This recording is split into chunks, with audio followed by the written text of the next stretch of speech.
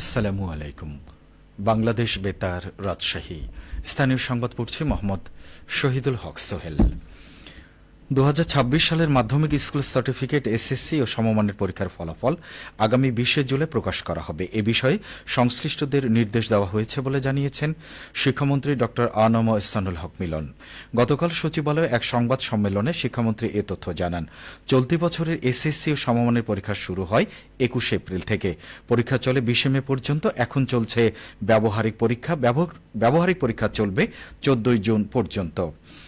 9টি সাধারণ শিক্ষা বোর্ডের অধীন এসএসসি, মাদ্রাসা শিক্ষা বোর্ডের অধীন দাখিল এবং কারিগরি শিক্ষা বোর্ডের অধীন এসএসসি ও দাখিল ভোকেশনাল পরীক্ষায় এবছর পরীক্ষার্থী ছিল 18,57,000-এরও বেশি। চাঁপাইনবাবগঞ্জের নবাব খাল ও নয়াগোলা খান পুনর্খনন কার্যক্রমের মাধ্যমে পৌর এলাকায় জলাবদ্ধতা নিরসন প্রকল্প পরিদর্শন করেছেন জেলা প্রশাসক আবু সালেম মোহাম্মদ মুসা। গতকাল তিনি এই খনন কাজ পরিদর্শন করেন। চাঁপাইনবাবগঞ্জ পানি উন্নয়ন বোর্ডের উপবিভাগীয় প্রকৌশলী রকিবুল ইসলাম জানিয়েছেন, নবাব খালের পুনঃখনন কাজ ইতিমধ্যে 75% শেষ হয়েছে। নয়াগোলা খালটির খনন কাজ পরবর্তীতে শুরু হবে। খাল দুটি খননের মাধ্যমে এই এলাকায় আবাদি জমি ও ফলবাগান বর্ষা মৌসুমে জলাবদ্ধতা থেকে রক্ষা এবং শুষ্ক মৌসুমে খালের পানি সেচ কাজে ব্যবহারের মাধ্যমে শস্য উৎপাদন বৃদ্ধি পাবে বলে আশা করা হচ্ছে। প্রকল্পে ব্যয় ধরা হয়েছে 48,64,70,000 টাকা। এর আগে চলতি বছরের 16 মার্চ ডাক, টেলিযোগাযোগ ও তথ্য প্রযুক্তি এবং বিজ্ঞান ও প্রযুক্তি মন্ত্রণালয়ের উপদেষ্টা রেহান আসিফ আসাদ এই খাল পুনঃখনন কাজের উদ্বোধন করেন। নওগাঁ জেলা প্রশাসনের উদ্যোগে দরিদ্র পরিবারের 2 জন মেধাবী শিক্ষার্থীকে বিশ্ববিদ্যালয়ে ভর্তির জন্য আর্থিক অনুদান প্রদান করা হয়েছে।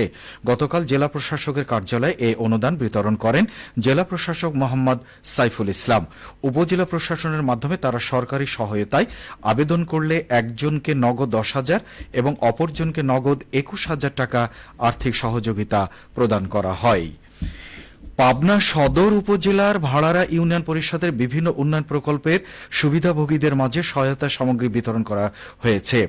2025-26 অর্থ বছরে বার্ষিক বাজেট ও বার্ষিক উন্নয়ন কর্মসূচি এডিবি এর আওতায় রাজস্ব খাতের অর্থে পিআইসি এর মাধ্যমে এসব সহায়তা সামগ্রী বিতরণ করা হয়। গতকাল ভাড়ারা ইউনিয়ন পরিষদ চত্বরে এ উপলক্ষে এক অনুষ্ঠানের আয়োজন করা হয়। এতে প্রধান অতিথি ছিলেন পাবনা সদর উপজেলা নির্বাহী কর্মকর্তা তামারা তাসবিহা। প্রায় 1 কোটি টাকা ব্যয়ের প্রকল্পের মধ্যে 70 লাখ টাকা সড়ক উন্নয়ন কাজে ব্যয় করা হয়েছে এবং অবশিষ্ট 30 লাখ টাকা পিআইসির মাধ্যমে বিভিন্ন সহায়তা সামগ্রী বিতরণে ব্যয় করা হয়েছে। উজান থেকে নেমে আসা পাহাড়ি ঢল ও ভারী বর্ষণে যমুনা নদীর পানি সিরাজগঞ্জ পয়েন্টে বাড়ছে। পানি বাড়ায় যমুনার অরক্ষিত অঞ্চলে ভাঙন দেখা দিয়েছে। গত কয়েকদিনে জেলার চৌহালি উপজেলার চর সলিমাবাদ ও বাগুটিয়া ইউনিয়নে ভাঙনে বসতভিটা ও ফসলি জমি বিলীন হয়ে গেছে।